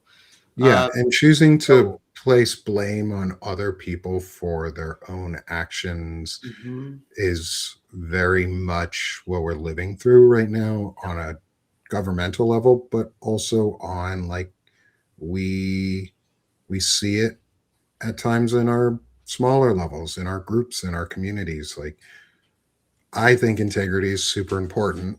And when those who question my integrity come at me for it, I stand up for myself.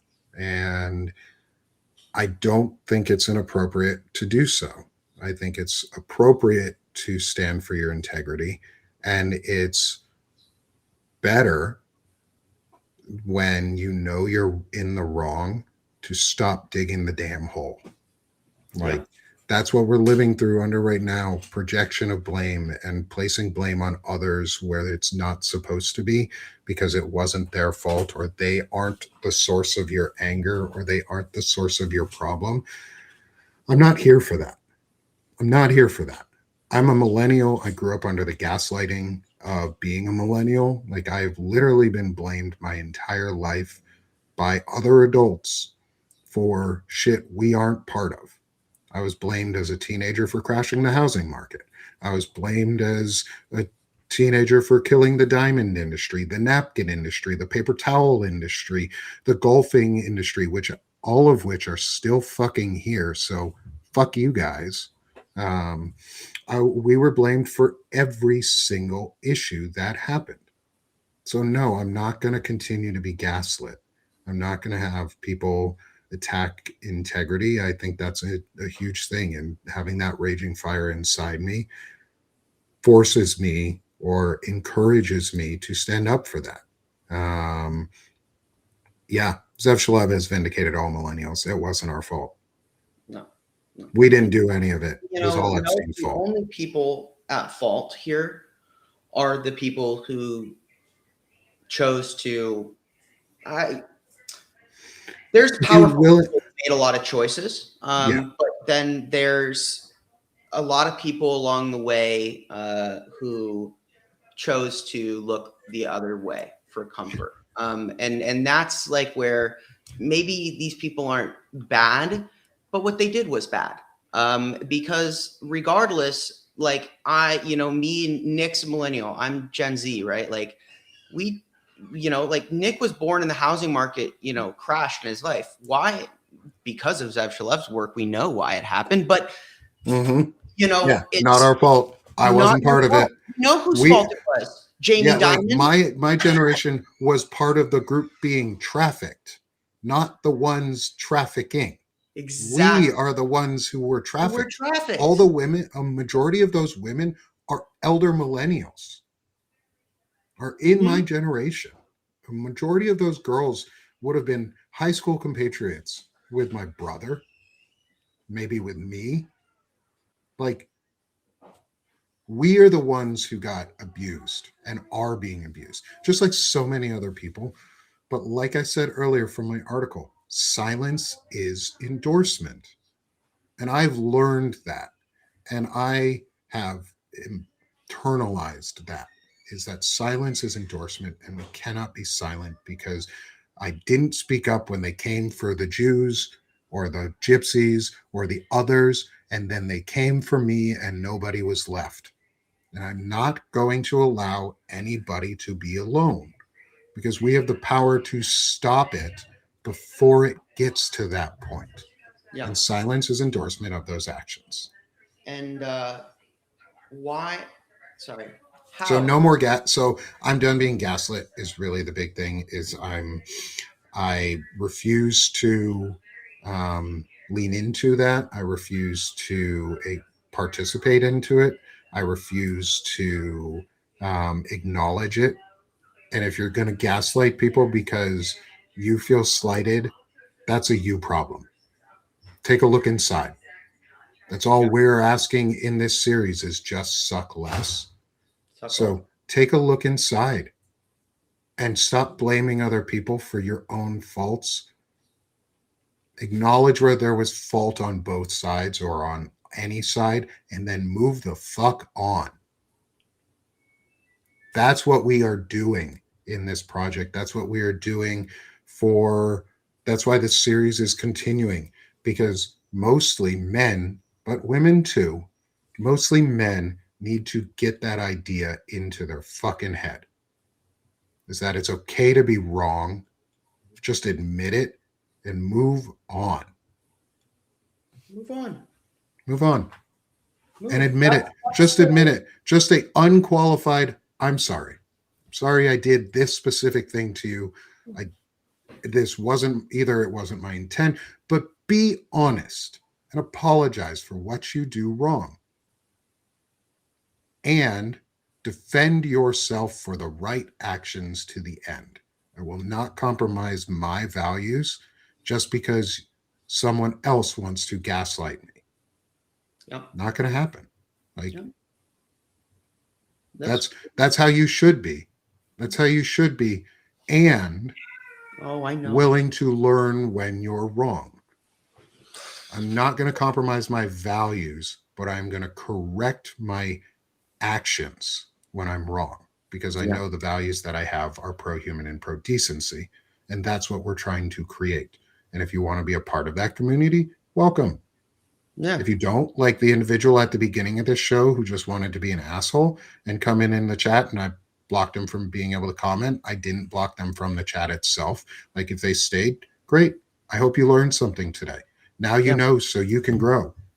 Yeah. You can buy one on the Sick of This shop now today for not too bad price, shipping included. There you go. We did some updates to the shop on that. That's why I bring this up, is we did some updates to the shop around shipping because that was an issue and I wanted to correct it. And so it's now built into our price for the product itself. So when you buy anything from the Sick of This shop, if you want to go to that QR code and buy some merch, we got some really cool stuff. You don't have to pay any extra shipping. It's built into your cost already. So there's no weird extra stuff at the end, because the drop ship sites can be really expensive for shipping. And I didn't want you guys to have to get messed with that. So fixed it, solved it. Your last question. Yeah. How are you as mysterious as the dark side of the moon?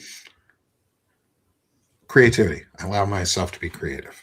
Yeah. This is the only question that I've been preparing for. Like, I have been literally thinking about just this one question outside of, analyzing the whole series, but like to answer in the interview. This is the one question that I have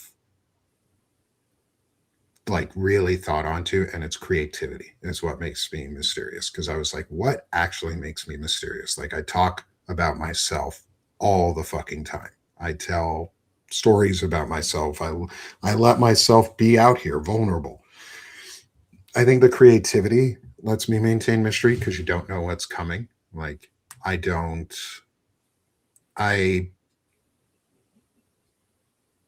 let myself have a side that just is unique. Like, I walk around my house singing. Like, if you didn't know me, that would be a mysterious thing. Like, it would be unexpected that this bearded dude is going to go walk around his house singing in a mid baritone voice to his dogs or whatever music is on. And I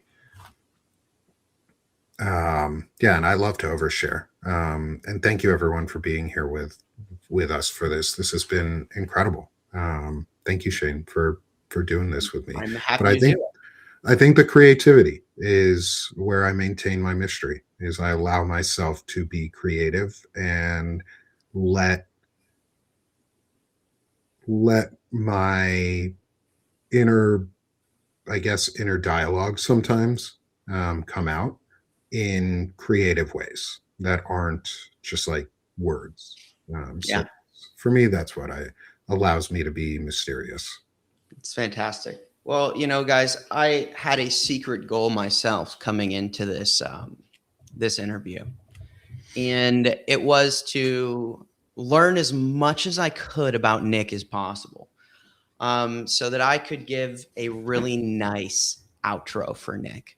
Um, and I think that we have really learned so much about you, Nick, and your motivations and doing what you do. My admiration for you grows every time we talk. But I the most appreciate you, man. profound, you're welcome. The most profound thing about this, and I think everyone in the chat is going to agree with me when I say this, is you are an anchor. You have been through a lot, and you carry that. As much as you maybe don't want to, you do carry that. And your work that you have done, whether that is acting as the anchor for your family, placing you, but yourself between these different people in your family so that you can bring people together, even when you might not have the best relationships with all of them. You were, you made took those steps to make your family even more whole so you could be that anchor in your daughter's life, right? You come here and you act as an anchor for the moral compass of what you think to be right. You are an anchor in the community. You pivot. You take me over here, this crazy dude who's 25, who is suspicious fuck about everybody and overanalyzing it, and you bring me and connect me with these other people that I could never do myself. You're an anchor for me. You anchor people all over, and you are really, really just someone who has had to put in the work and who has suffered. Man, you've suffered, and despite that, you choose to be creative. You choose to make things. You choose to view the world as changeable, which is a choice. And you're anchored in that. And I think that you provide so much for the future. I think you provide so much for men. And the reason you and me have a lot in common. In terms of the bullying and all that thing. And I think that what I can tell you, at least I've decided from my experience in similar situations, obviously I wasn't getting mortar shelled while I was asleep. But The worst one is that the one that hit 2 feet away from our fucking bathroom, and it dude, thankfully it did not explode because then we would have had shit everywhere. oh, was it However, like a ditch? Like they no, dug like a out? literal like we on base we had like Connex containers that were almost like built-in porta johns that had metal buildings around them. It had our showers in it, and the next nearest one was a mile away. So we would have had no fucking bathroom He had says, they "Oh hit the shit." damn thing. Keandro says, "Oh shit." Yeah, literal oh shit was what we said too, man. Like we were like, no, this shit. And we had one of our dudes was in the fucking bathroom when it landed there. And we were like, He's like, or had just been in the bathroom, and we were like, oh my God, like please don't fucking blow up. Like, please don't do this, man. yeah, Like, yeah. don't be That's the like the shitter worst way to exploding. go, dude. That's the worst way to go. Dying, Yeah, I dying on the can't covert. imagine a worse way. I Yeah, can, but I can't imagine like while you're just sitting there, just doing yeah. nothing, a worse way to go than going on the bathroom and No just kidding, being like, man. But but they missed. They missed. And that was good. yes, it did miss. And you went through all these things, and you know what? All those bullies, they missed too, bro, because you're still here. And you're still doing the thing that they saw in you all those years ago, whether it was on the playground, whether it was at work, whether it was in the army. They attack you because they see that you are a threat to their perception of the world. They see that you're a man with empathy, They see that you're a man that cares. They see that you're a man who is willing to, I don't know, talk to the people outside the base and have relationships and explore their culture. That threatens small, weak men. And they attack, people like that. They try and keep them down. They try and keep them suppressed to maintain a status quo. And that is something that you never let them do. And despite they've tried your whole life. So, up until this point, right? Whether it was in the army or at soccer or, at your job, you've held on to your creativity, and you've really held on to your internal, right? That internal fire, like that never went away in you despite that. So I am very happy to have had the opportunity to interview you. I'm happy to have the opportunity to know you. I'm happy to have the opportunity to shake things up with you. And, let's just take away from this, guys. I think that being creative and being able to self-reflect and know where you fall short, those two things are all you need for self-improvement, is to be creative and to be able to recognize your own shortcomings, because we're all creative. Everything is an act of creation. Everything that is human is an act of creation. Like, we're all artists, and I redefine art. Your art can be working on yourself. So thank you guys for coming and to this interview. I'm not your son, and I'm not your dad. Yes, this has been Nick Paro's Intelligent Masculinity series with our guest Nick Paro, who was a fantastic interviewee today. So thank you, brother. Yeah, thanks, brother. And I'm going to transition us to a final scene because I can to promote our work real quick, so that you can. So if you haven't already, come subscribe with me here on Sick of This Shit Publications. That's the QR for Substack. You can also find us on YouTube and Twitch. And Blue Sky now as well. We're working on getting stuff into Blue Sky more. I worked on some automations yesterday to announce our shows when they're starting. Shane's was the first one that got announced yesterday through Banner and Backbone's broad banner affiliate announcement of when the shows start, and then with a link to either Substack or Twitch. I'm working on getting it with Substack, Twitch, and YouTube, so you can go find us wherever you want and follow. Working on some really cool stuff, but this is the home of the masculinity growth, and where I'm confronting chronic illnesses and discussing them and living with them. And Ziggy, I'll add in here it's shop.sickofthishitpublications.com. You can find all of our stuff there. It's shop.sickofthishitpublications.com. We have a new FDT line, which is our foxglove daisy tulip line of flower paraphernalia. We have chronic illness discussion merch. We have our notes of the week merch, including sweatshirts, coffee mugs, both left and right-handed, because I'm left-handed and I like being able to promote the stuff outward. You don't like having to look at your own mug all the time? No, I actually like looking at my mug so that other people can look at the cool picture on the mug. Well, you get to look at your mug because you're looking at a camera, but if you're just normally going about your day, how do you show off your mug all the time if you're not doing I wear it on my back on my hoodie so that I can always share the picture forward.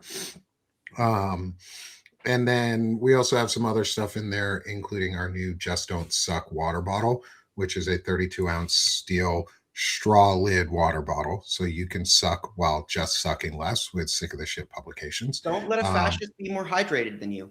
Don't let the fascist be more hydrated. Be more hydrated than the Nazis. That's all you have to do. Just drink more water. If you're ever as the army taught me, take a knee, drink water, take an Advil, you'll be fine.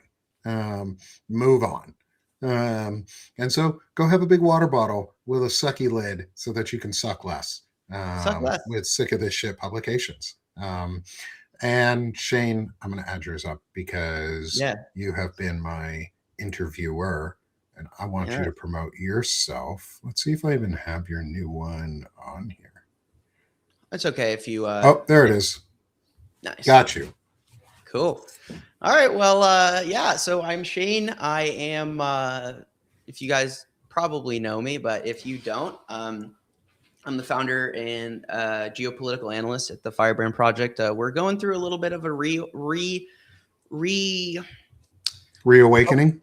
refocusing. We're reorienting because the thing I do really well, I'm a good researcher and I am a good analyst. I like systems. I like putting them together. But what we really need right now is a place where people can get the information that is being used to report. I want to build a bridge between the sources and the places that the mainstream media is going to pull and put their own spin on. And I just want to be that bridge to give citizens and citizen journalists a place to go to get verified open source reporting, facts focused work.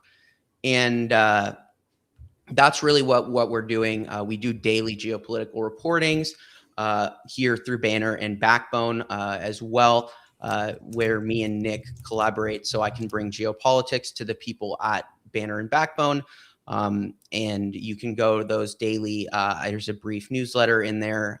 We just expanded big time. We have a TikTok now.